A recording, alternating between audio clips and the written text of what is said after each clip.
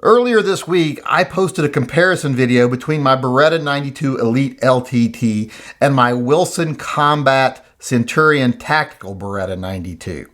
Now, even though for me, the Elite LTT came out on top, there were some things about the Wilson that I liked better.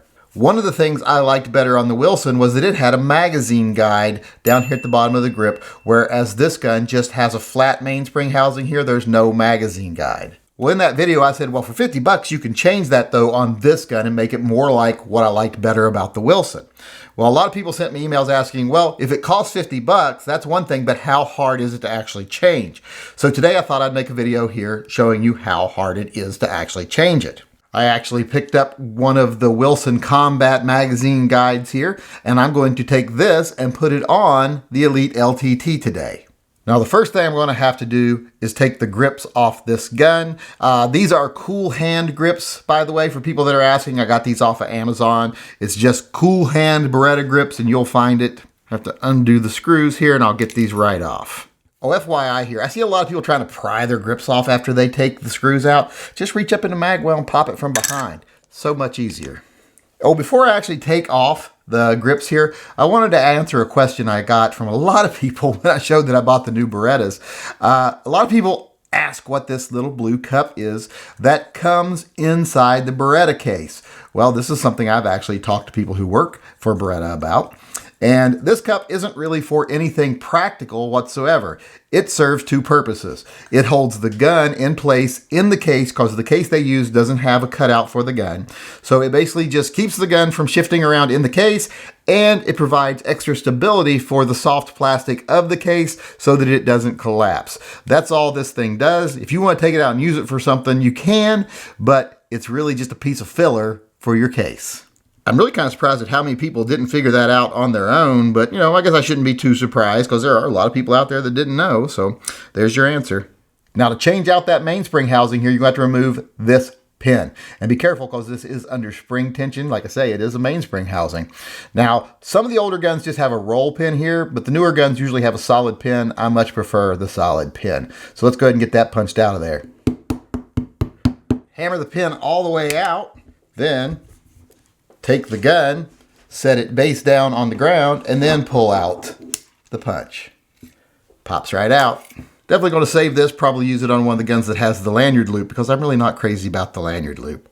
Okay, now I've got the part. I'm just going to put it back where the other one was. Then I'm just going to start my pin by hand here, get everything in place, and then give it a couple taps. Then once I've got it started, I'll just push it down against the bottom, use the rubber side of the mallet, and just pound it in. Just so everyone gets an idea of how good I am at this stuff, you saw how simple this was, yet I'm still bleeding. Even when I do the simplest of things, it ends up with me bleeding somehow. Managed to cut myself with the punch. And then before I put the grips back on, I should actually test and make sure it still works. Yep, still works.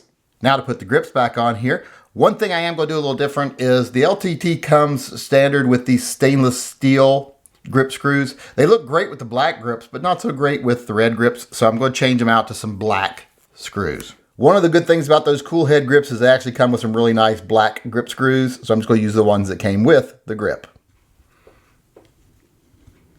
One thing you want to check after you change your grips or grip screws every time is to make sure that your magazine still falls freely after you change it, because if you put the grip screws in just a little too tight, you could actually make it to where your mag won't drop.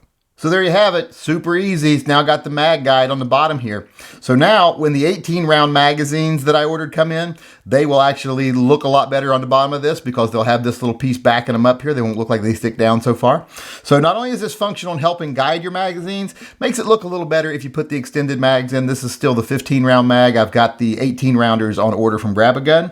So hopefully they'll be here soon. And I've got a new sight ordered for it also from Langdon Tactical. Hopefully that'll be there soon.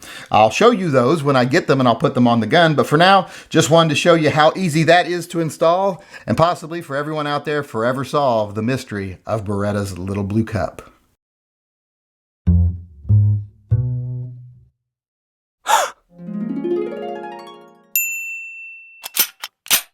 Oops.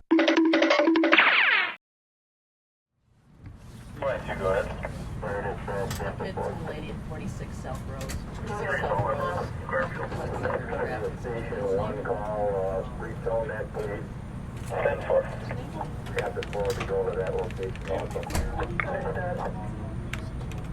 This is 1-9, is that correct?